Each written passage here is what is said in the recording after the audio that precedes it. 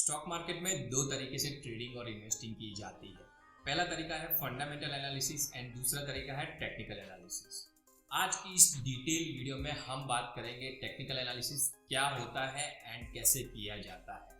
So without wasting time चलिए शुरू करते हैं। टेक्निकल एनालिसिस स्किल को सिंपल लैंग्वेज में चार्ट रीडिंग स्किल्स बोलते हैं। हम अपनी day to day corporate and study life में चार्ट्स यूज करते हैं एक क्विक डिसीजन लेने के लिए। हमें इंफॉर्मेशन को रीड नहीं करना, हमें इंफॉर्मेशन को देखना है, क्योंकि चार्ट एक ग्राफिकल इमेज है एक स्टैटिस्टिकल इंफॉर्मेशन की। सो इस तरीके से चार्ट्स हमारा बहुत सारा टाइम बचाता है एक क्विक एंड गुड डिसीजन लेने में। स्टॉक मार्केट में चार्ट्स एक ग्राफिकल इमेज है मार्केट पार्टिसिपेंट्स की। मार्केट में दो तरह के पार्टिसिपेंट्स होते हैं, एक है बुल एंड दूसरा है बियर। बुल को हम ग्रीन कैंडल और ग्रीन टीम बोलते हैं, बियर को हम रेड कैंडल और रेड टीम बोलते हैं। चार्ट रीडिंग की स्किल से आप जस्ट 5 सेकंड्स में डिसाइड कर सकते हो कि आपको किस पर पैसा लगाना है, बुल पर पैसा लगाना है या बियर पर पैसा लगाना है, ग्रीन टीम पर पैसा लगाना है या रेड टीम पर पैसा लगाना है। टेक्निकल एनालिसिस में बहुत सारे टाइप्स के चार्ट्स होते हैं, जैसे कि candlestick chart, line chart, bar chart, renko chart, heikin ashi chart. But हम बात करेंगे कैंडलस्टिक चार्ट्स के बारे में, क्योंकि वर्ल्ड के 99% ट्रेडर्स एंड इन्वेस्टर यही चार्ट यूज करते हैं। कैंडलस्टिक चार्ट्स में प्राइस को 4 भागों में डिवाइड किया जाता है, open, high, low and close. अगर क्लोजिंग प्राइस ओपन से ज्यादा है तो ग्रीन कैंडल बोला जाता है, और अगर क्लोजिंग प्राइस ओपन से कम है तो उसको रेड कैंडल बोला जाता है। टेक्निकल एनालिसिस 3 अजम्पशंस के बेस पे चलता है। पहला अजम्पशन ये है कि भाव भगवान है, मतलब कि मार्केट की सारी इंफॉर्मेशन एक प्राइस में समाई हुई है। आपको इंफॉर्मेशन इंटरप्रेट करने की जरूरत नहीं है। अगर इंफॉर्मेशन पॉजिटिव होगा तो प्राइस ऊपर जाएगा, और अगर इंफॉर्मेशन नेगेटिव होगा तो प्राइस नीचे जाएगा। दूसरा अजम्पशन ये है कि प्राइस एक ट्रेंड में चलता है। मार्केट में 3 तरह के ट्रेंड होते हैं, short term trend, medium term trend and long term trend. ये तीनों ट्रेंड को मूविंग एवरेज की हेल्प से आइडेंटिफाई किया जाता है, वो हम आगे बात करेंगे। तीसरा अजम्पशन ये है कि history repeat itself. Human psychology pattern जो कि fear and greed most of the time change नहीं होती, एंड यही फियर एंड ग्रीड की पैटर्न को हम चार्ट रीडिंग की स्किल से आइडेंटिफाई करते हैं for trading and investing purpose. मैंने लास्ट सेंटेंस में वर्ड यूज किया है मोस्ट ऑफ द टाइम, मतलब कि 70 to 80% प्रोबेबिलिटी है कि history repeat itself, not the 100% surety. And जनाब हमेशा याद रखना, stock market is the game of probability not the certainty. चलिए बात करते हैं इंडिकेटर्स के बारे में। टेक्निकल एनालिसिस को सिंप्लीफाई करने के लिए इंडिकेटर्स यूज किए जाते हैं। इंडिकेटर एक मैथमेटिकल फॉर्मूला है जो प्राइस एंड वॉल्यूम की इंफॉर्मेशन से बनाए जाते हैं। इंडिकेटर्स 2 तरह के होते हैं, एक है लीडिंग इंडिकेटर्स एंड दूसरा है लैगिंग इंडिकेटर्स। लीडिंग इंडिकेटर्स में एक ही इंडिकेटर है, वो है पिवोट पॉइंट, एंड बाकी सारे इंडिकेटर्स लैगिंग इंडिकेटर्स हैं, जैसे कि moving average, RSI, MACD, Bollinger band etcetera. अगर आप 100% लीडिंग इंडिकेटर्स पे रिलाई करोगे तो आपको क्विक सिग्नल की वजह से फेक ब्रेकआउट ट्रेड्स ज़्यादा मिलेंगे, और अगर आप 100% लैगिंग इंडिकेटर्स पे रिलाई करोगे तो लेट सिग्नल की वजह से ट्रेड मिस आउट्स ज़्यादा होंगे। So the best strategy is to combine both the indicators for better result. चलिए बात करते हैं मेरे फेवरेट 2 इंडिकेटर्स के बारे में, जो मैं intraday trading, positional trading and investing के लिए यूज करता हूँ। पहला इंडिकेटर है मूविंग एवरेज। मैंने आपको आगे बताया था कि मार्केट में 3 तरह के ट्रेंड होते हैं, short term trend, medium term trend and long term trend, and ये तीनों ट्रेंड को मूविंग एवरेज की हेल्प से आइडेंटिफाई किया जाता है।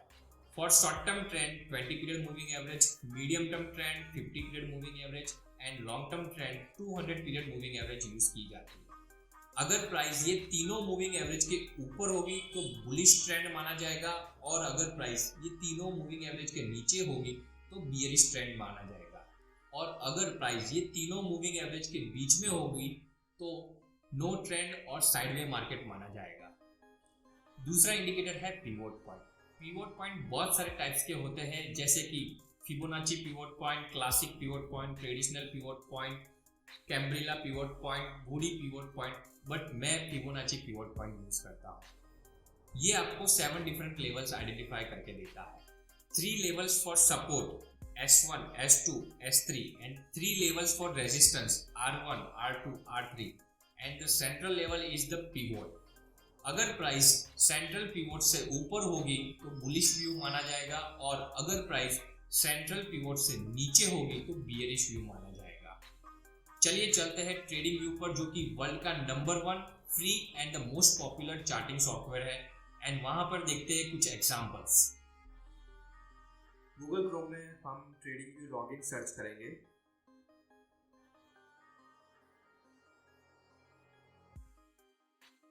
मेरा ट्रेडिंग व्यू अकाउंट जीमेल के साथ लिंक है, तो मैं सिंपली जीमेल अकाउंट सिलेक्ट करूंगा।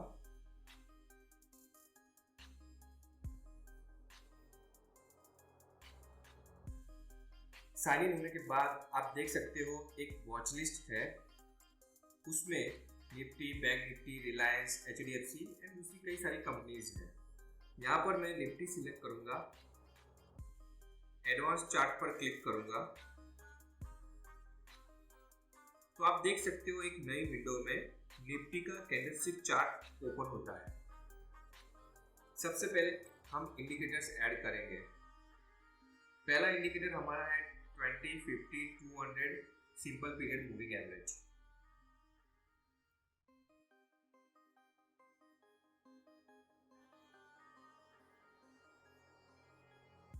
आप मूविंग एवरेज का कलर एंड थिकनेस दोनों चेंज कर सकते हैं।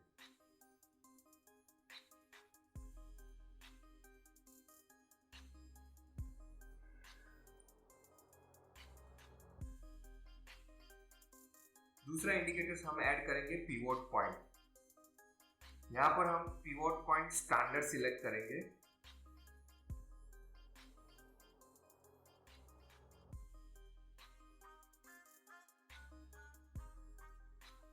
उसके बाद हम पिवोट को फिबोनाची पिवोट पॉइंट में कन्वर्ट करेंगे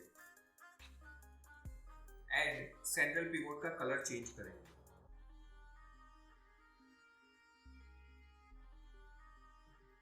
अब हमारा सेटअप रेडी है। हम सिंपली चार्ट्स को सेव करेंगे सो दैट फ्यूचर में जब भी आप ट्रेडिंग व्यू ओपन करेंगे तो यही सेव इंडिकेटर के साथ आपका चार्ट ओपन होगा। अब बात करते हैं स्ट्रेटजी के बारे में। हमारी ये स्ट्रेटजी ट्रेंड ट्रेडिंग स्ट्रेटजी है, जो लीडिंग एंड लैगिंग इंडिकेटर का कॉम्बिनेशन। अगर आप पोजिशनल ट्रेडिंग और इन्वेस्टिंग करते हो तो आपको weekly time frame and daily time frame use करना है, और अगर आप इंट्राडे ट्रेडिंग करते हो तो आपको 15 minute and 5 minute time frame use करना है। हमारी दो कंडीशंस हैं। अगर हमें बाय करना है तो प्राइस तीनों moving average plus central pivot point के ऊपर होनी चाहिए, और अगर हमें सेल करना है तो प्राइस तीनों moving average plus central pivot point के नीचे होनी चाहिए।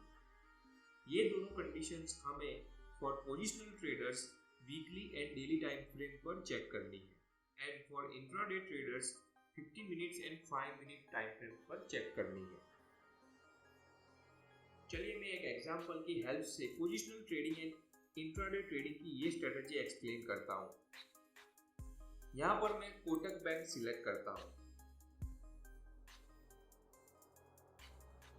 For positional traders we have to first check weekly chart. Weekly chart में प्राइस तीनों moving average plus central pivot point के ऊपर होनी चाहिए। इस वीक में हमारी कोटक बैंक में कंडीशन सेटिस्फाई नहीं हुई है। हमें एक वीक वेट करना पड़ेगा जब तक कि प्राइस 1930 के ऊपर क्लोज ना दे, और यही चीज हम डेली टाइम फ्रेम पर चेक करते हैं। डेली टाइम फ्रेम में ये तीनों मूविंग एवरेज प्लस पिवोट के ऊपर होनी चाहिए प्राइस, तभी हम बाय करेंगे, बट अभी तक ये लेवल आया नहीं है। मे बी नेक्स्ट वीक में ये लेवल आ सकता है। चलिए यही चीज हम कोटक बैंक में इंट्राडे ट्रेडिंग के लिए देखते हैं। हम पहले 50 मिनट टाइम फ्रेम सिलेक्ट करेंगे, और सिलेक्ट करने के बाद चेक करते हैं कि हमारी कंडीशंस फुलफिल हो रही है या नहीं। प्राइस तीनों moving average plus central pivot के ऊपर होनी चाहिए। दोनों कंडीशन सेटिस्फाई हो रही है 15 मिनट्स में। अब हम 5 मिनट टाइम फ्रेम पर चेक करते हैं।